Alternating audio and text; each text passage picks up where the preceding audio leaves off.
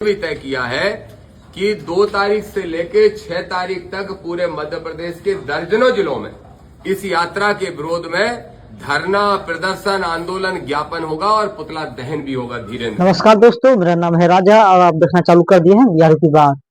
तो आप लोग से एक सवाल है, क्या देश हिंदू राष्ट्र घोषित होना चाहिए? क्या देश हिंदू राष्ट्र बनना चाहिए? अगर आपका कहना है हाँ, तो समझ लीजिए देश जो है, देश में संविधान, जो देश जो है संविधान से नहीं चलेगा। जब बहुत पुराना समय में जो है देश जब वर्ण व्यवस्था से चलता था, वर्ण मनुस्मृति चलता था, ठीक है ना। इसीलिए जब देश हिंदू राष्ट्र बन जाएगा, समझ लिए आपका संविधान से नहीं चलेगा। जो लोग संविधान को मानते हैं, जो लोग संविधान में विश्वास करते हैं, ज्यादातर 90%, 95% लोग जो है संविधान से लोग चाहते हैं कि देश में संविधान से चले देश, ठीक है ना। अगर संविधान से चलना चाहिए तो फिर जो देश में धीरेन्द्र शास्त्री जो है हिंदू राष्ट्र की एकता लेकर जो यात्रा देश में निकाले हुए हैं, तो उसका क्या क्या ही मायना है? कोई मतलब नहीं है। जो है दामोदर यादव का कहना है, ठीक है ना। दामोदर यादव कौन है? दलित समाज के नेता है, ठीक है ना। वो जो धीरेन्द्र शास्त्री का घोर विरोध किए हैं। दामोदर यादव का कहना है कि जो धीरेन्द्र शास्त्री देश में जो हिंदू राष्ट्र घोषित करने के जो यात्रा निकाले हुए हैं, वो देश के खिलाफ है, संविधान के खिलाफ है। क्योंकि संविधान में ऐसा प्रावधान ही नहीं है कि आप जो है देश को हिंदू राष्ट्र घोषित कर ले। क्योंकि देश जो है सभी धर्म को साथ लेके चलते हैं, यहाँ धर्मनिरपेक्ष देश है। इसीलिए जो है दामोदर यादव जो है ना, सुप्रीम कोर्ट में भी गए हैं, पुलिस प्रशासन में भी गया है, और साथ साथ में जो है राष्ट्रपति को जो है पत्र भी लिखे हैं और बोले भैया जो देश में धीरेन्द्र शास्त्री जो यात्रा कर रहे हैं वो विरोध है, मतलब संविधान के खिलाफ है। दामोदर यादव को कहना है, क्या कुछ बोले उनका बात आप लोग सुन लीजिए, ठीक है ना। इसलिए हमने राष्ट्रपति जी से तो मांग की है। अगर राष्ट्रपति जी से कल तक, परसों तक कोई उत्तर आ जाता है तो, क्योंकि अब ये नेशनल मीडिया भी दिखा रही है, तो मुझे लगता है कि शायद राष्ट्रपति के यहाँ से कोई ना कोई एक्शन हो। अगर नहीं होता है तो सोमवार को हम लोग कोर्ट जा रहे हैं यात्रा को रुकवाने के लिए। लेकिन दलित पिछड़ा समाज संगठन ने यह भी तय किया है कि 2 तारीख से लेकर 6 तारीख तक पूरे मध्य प्रदेश के दर्जनों जिलों में इस यात्रा के विरोध में धरना, प्रदर्शन, आंदोलन, ज्ञापन होगा और पुतला दहन भी होगा। धीरेन्द्र दामोदर यादव को बात तो सुन ही लिए कि क्या कुछ बोले हैं हिंदू राष्ट्र यात्रा जो निकाले हुए धीरेन्द्र शास्त्री।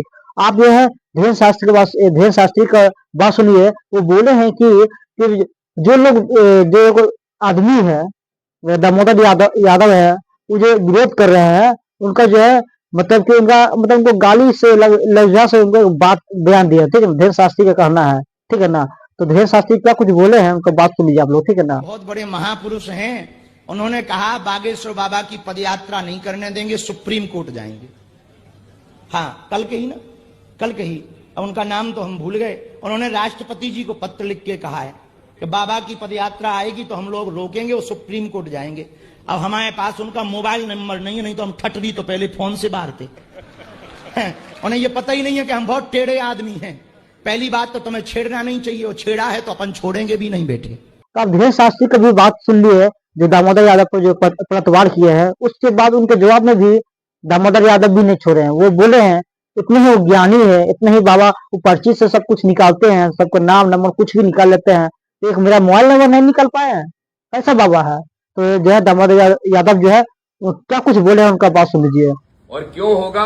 क्योंकि धीरेन्द्र को मैं एक संत नहीं मानता, और संत इसलिए नहीं मानता क्योंकि कोई संत, परसों धीरेन्द्र शास्त्री ने हरियाणा में एक मंच पे मुझे गालियां देने का काम किया और मुझे मारने की धमकी दे रहा है।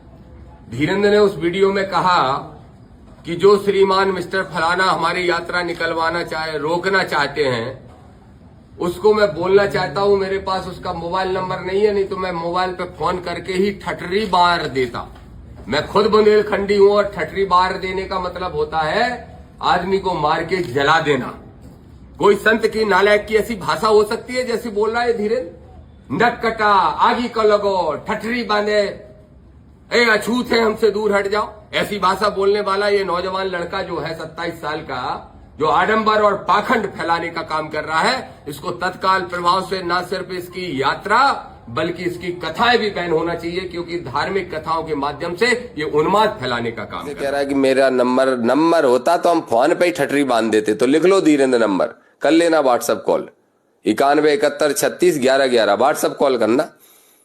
ताकि हमें भी इधर से तुमको सुनाने में कोई संकोच ना लगे। करो जरा कॉल, हम बताते हैं कि तुम्हारी यात्रा भी गैर संवैधानिक है और देश को तोड़ने वाली है, और जो नाटक नौटंकी करते हो आडंबर दिखा के, वो सब भी फर्जीवाड़ा है। दामोदर यादव की भी बात आप लोग सुन ही लिए हैं। दामोदर यादव जो है इनका विरोध तो किए हुए हैं। तो आप लोग क्या चाहते हैं? आप लोग जो है क्या चाहते हैं? क्या देश हिंदू राष्ट्र घोषित होना चाहिए, या फिर देश जो अभी संविधान से चल रहा है संविधान से ही चले? अगर संविधान से नहीं चलेगा तो समझ मतलब हिंदू राष्ट्र मान लो घोषित हो जाएगा, तो जैसे वर्ण व्यवस्था एक समय था, मनुस्मृति से देश चलता था, वैसा ही चलेगा। उसमें ना आपका कोई मतलब आप जैसे कहीं भी प्रदर्शन आंदोलन कर देते हैं ना, तो उस समय आपको कोई वैल्यू नहीं है ना। संविधान से चलने वाला देश तो है ना, कि आपको कोई बात सुनने वाला है, चलेगा ही नहीं है। ठीक है ना। जो विरोध जो लोग जिनको लोग मनुस्मृति से वर्ण व्यवस्था में जिनको तकलीफ था महिलाओं का, उन चीज के लिए विरोध लोग करते हैं, अभी भी करते आ रहे हैं। ठीक है ना। इसीलिए बोलते हैं देश जो है संविधान से चलेगा, ना कि देश जो है देश में संविधान से चलेगा, ना कि हिंदू राष्ट्र घोषित होगा। तो आप लोग क्या चाहते हैं कमेंट में जरूर कुछ बताइए। और जो ये दोनों बताए दामोदर यादव और धीरेन्द्र शास्त्री के बारे में आप लोग क्या सोचते हैं? क्या देश हिंदू राष्ट्र घोषित होना चाहिए या संविधान से चलना चाहिए? कमेंट में आप लोग जरूर बताइए।